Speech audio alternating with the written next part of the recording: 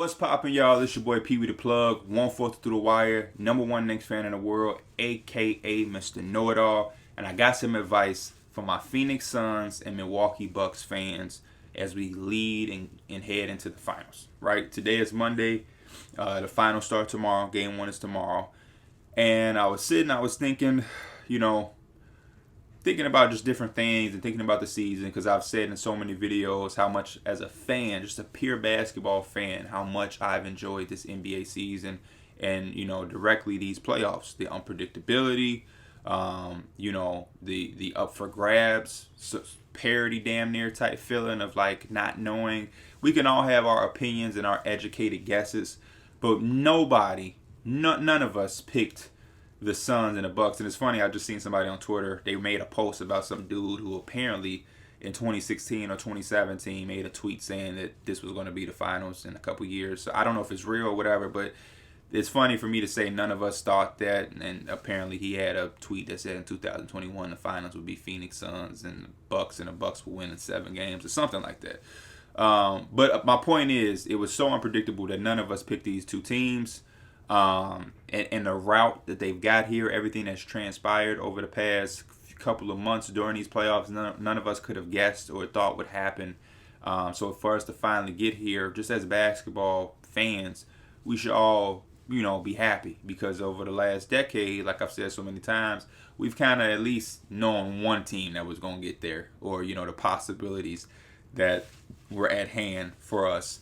So to have this feeling is good. It's the reason why NCAA basketball is so good during March Madness. For people who are diehard basketball people like me, for guys that are alumni, guys and gals who are alumni from different schools, then you even got the casuals, but then you got the people who are below casuals, people who don't give a damn about basketball, who may like lacrosse or golf.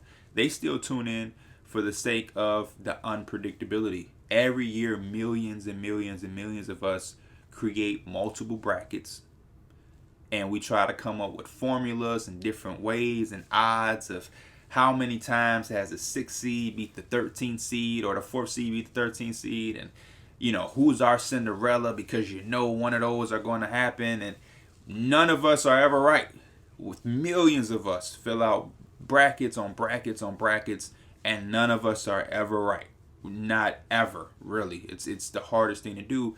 But we all love it because it's the challenge and it's the unpredictability of it. The factor of not knowing. The unknown is what kind of, pulls us all in and gets our interest going. And I think this NBA season has kind of mirrored that.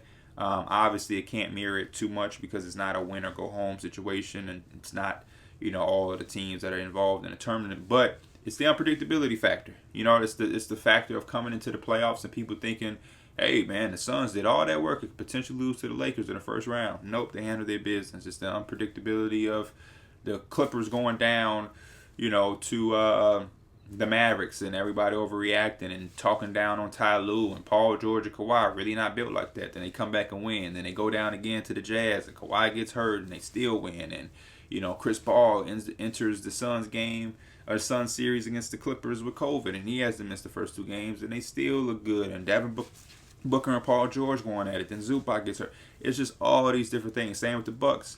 Giannis and Trey get hurt.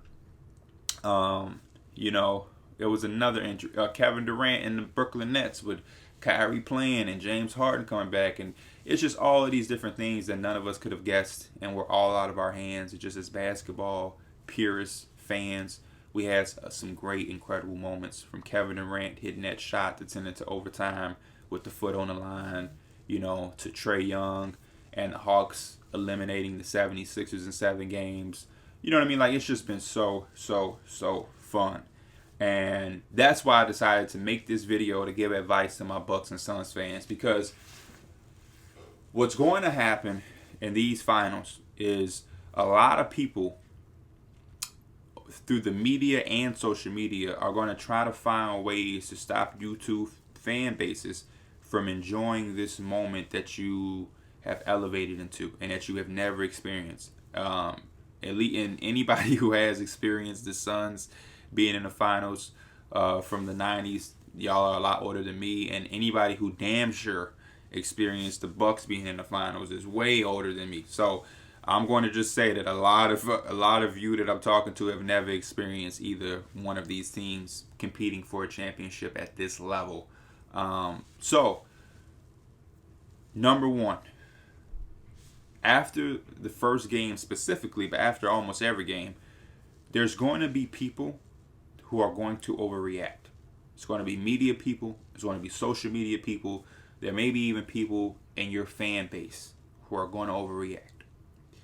Real fans of these two teams, do not allow yourself to get caught up in that nonsense and allow it to blur your vision and ruin your chance of having an enjoying time. You know what I mean? Like, just don't let it come in and block your happiness that this could provide for you. Because here it is. I remember both. Like I said, I'm a basketball fanatic, right? So I remember both of these teams from my lifetime. I remember the Bucks early on when they used to wear purple, when they had an all-right team, when it was like Ray Allen and Sam Cassell and Tim Thomas. I remember those teams, Glenn Robinson. I remember them playing against Tracy McGrady in the Eastern Conference playoffs when I was a kid. They played against Allen Iverson. I remember those teams. I remember the Bucks a little bit after that when they had the number 1 draft pick and they got Andrew Bogut. I remember when they had the 10th pick and they drafted Brandon Jennings. I remember them trading Bogut to the Warriors for Monte and getting a little taste of the playoffs, and that's when Brandon Jennings guaranteed the Bucks winning in 5 or 6, something crazy against the Heat, and of course they lost. And then I remember the downtimes after that. I remember drafting Jabari at 2. I remember y'all getting Greek Freak. I remember some of the Nate Walters type players for you guys. I remember when Delfino played for you guys, and y'all had a lot. Larry Sanders, that little phase. I remember those moments. I remember when Jason Kidd was the coach. Same thing with Phoenix. I remember 7 seconds or less. I remember before that when you had Stephon Marbury. I remember after a little bit 7 seconds or less when you guys went and got Shaq.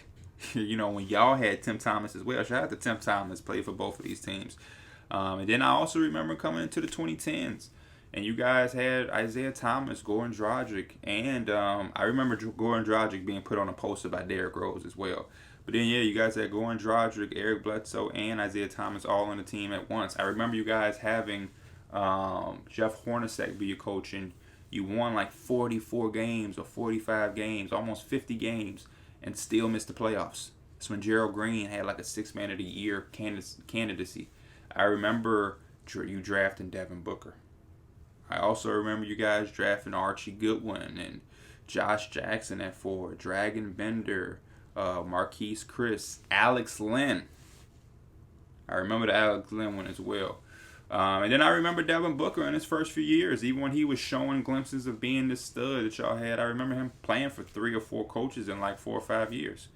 You know what I mean? I remember all of these moments. I also remember Eric Gordon signing an offer sheet with you guys, but the Pelicans or the Hornets matched it, so he couldn't go to the Phoenix. I remember that as well. But I'll say all that to say, you guys come from the bottom. You know what I mean? And a lot of you guys who are fans currently right now, and I'm talking to true fans who have felt these moments and know the exact moments I'm talking about too. You guys have been here for a while, so you've seen things turn around. You've seen drafting Giannis, and it's like, oh, that's an interesting guy. To him showing some glimpses, like, oh, hey, Giannis dude can really play. And then to him breaking out into an MVP, face of the franchise guy. Real Buck fans have seen that. Real Sun fans remember getting Devin Booker in that draft at 13. Him coming off the bench, and it's like, oh, that Devin Booker dude, yeah, he can shoot it. He dude is good. He's all right.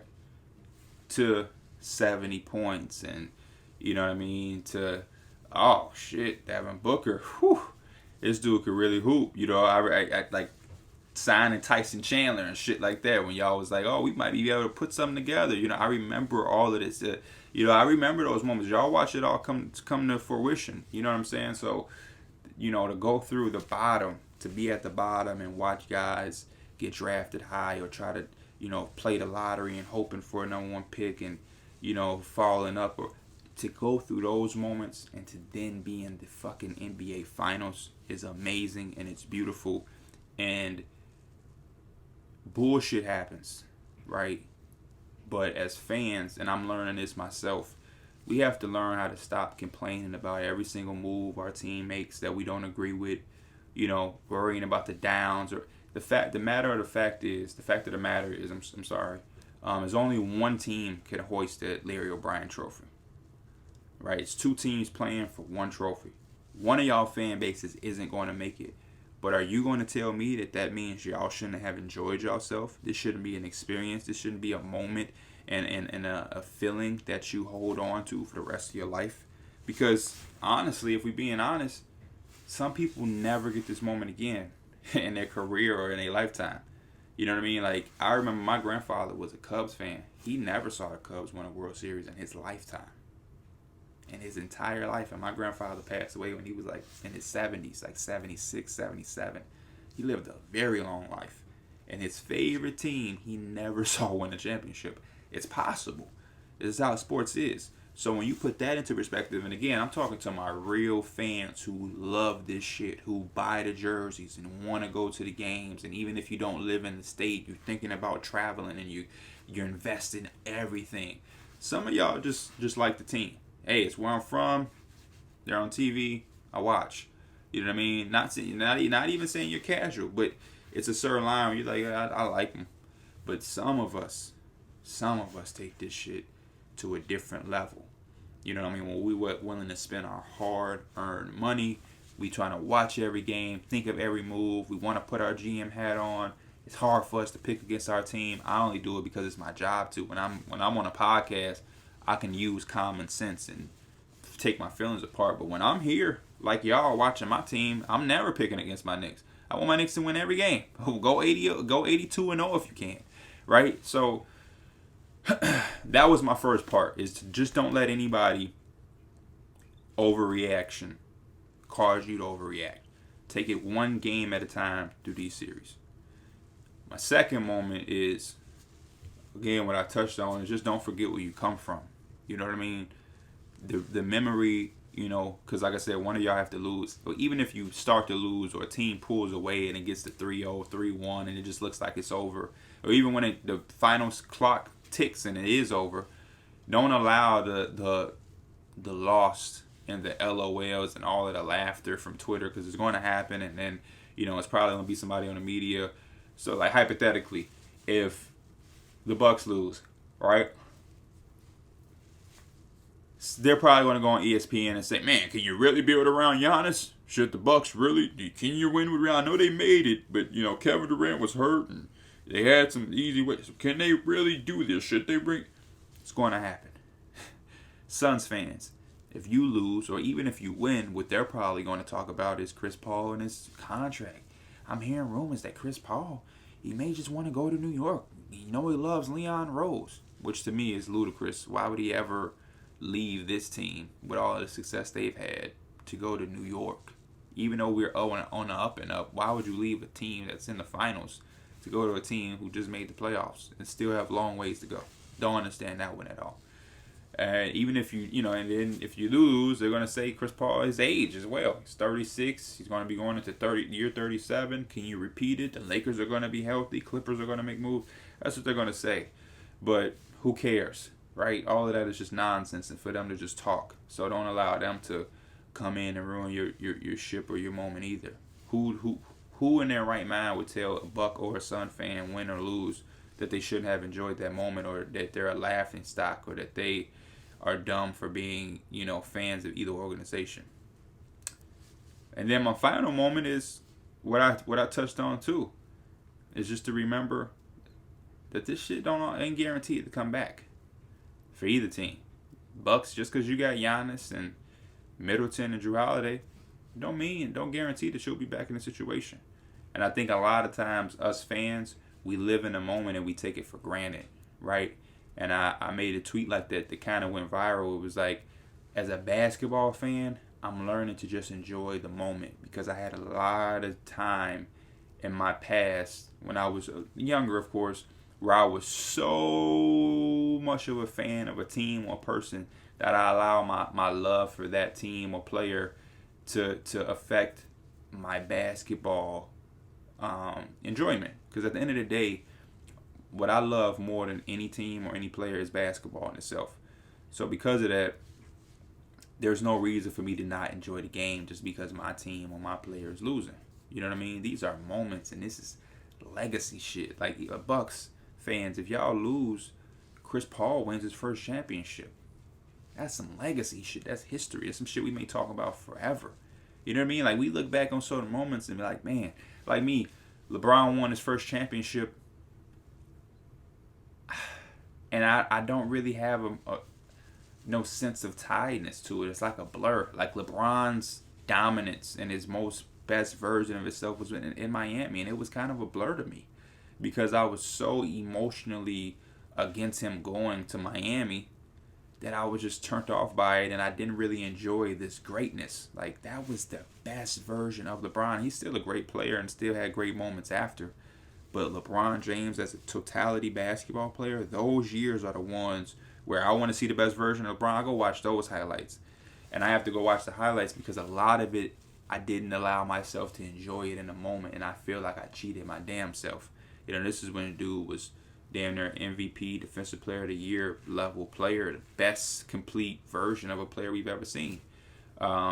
Even Kevin Durant going to the Warriors, I felt the same way with that. And he was playing some great basketball. They were playing great basketball. And it just irked me and annoyed me so much that I don't really think I got every enjoyment or every, fulfillment from that situation because I was so against it that I just didn't allow my basketball fandom to enjoy that situation. So we got to do better as fans. Is just live in a moment, understand that history is being made, legacies are being made, and it ain't always as serious as we make it in a moment. We got to learn to enjoy shit as basketball fans and as sports fans. You know what I mean? Like, all the Brady's championships, I think we just take them for granted because it feel like Brady is just always here. But then there's going to be a moment in 15 years where we have kids and they're talking about this dude as the best ever. And you start to think about it like, man, yeah, he is. And fuck, I watched them all. And, same thing like the LeBron and E situation. Like, man, when they talk about this shit from 15 years and now 20, 25 years, they're going to be talking about this shit. And we are the ones that was here, front row, dedicated, a part of it every step of the way. And, it's big. Now, because it's in the moment, it's just like, whatever. They lost, I go to sleep, I wake up, new day. But a lot of this shit, I don't think we all understand. And we'll probably never will, to be honest with you. But when you really sit and you think about shit, and you think about how much things are talked about from the 90s and before and all of that, and how they're cherished, and the same thing is going to happen here. Why would it stop? Why? History doesn't stop.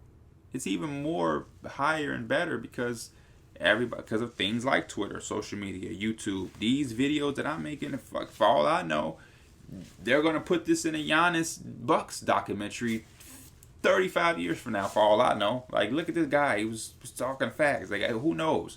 But we don't think like that. We just live in a moment where we allow other fans or fucking stupid ass haters on fucking Twitter. Oh, haha, the Bucks lost in 5. Like, motherfucker, you are a Blazers fan. You know what I mean? And we let Stephen A. Smith or Colin Cowherd go on their show and say the most stupidest, dumbest shit in the world. My team is in the finals and you're telling me that you're asking if we should be building around this guy. Shut the fuck up. So those are my advices, genuine advices, because I feel like it's things that you got my fellow Buck and Sons fans need to hear. You know what I mean? Like, I didn't make this video to get views. I've had a hell of a week. You know what I mean? With content, I have certain content that I have on deck and ready to be uploaded that's going to kill this video. You know what I mean? Like, I got 2K videos that people want to watch, and those always do good. I got a through the wire 2K video that's going to do numbers. This isn't like let me just do some. I'm being as genuine and transparent as I can with y'all because I really want y'all to enjoy this moment that y'all in, and I hope y'all do. But as always, I'm Pee Wee the Plug, 1/4 through the wire, #1 Knicks fan in the world. Enjoy those finals. I'm out.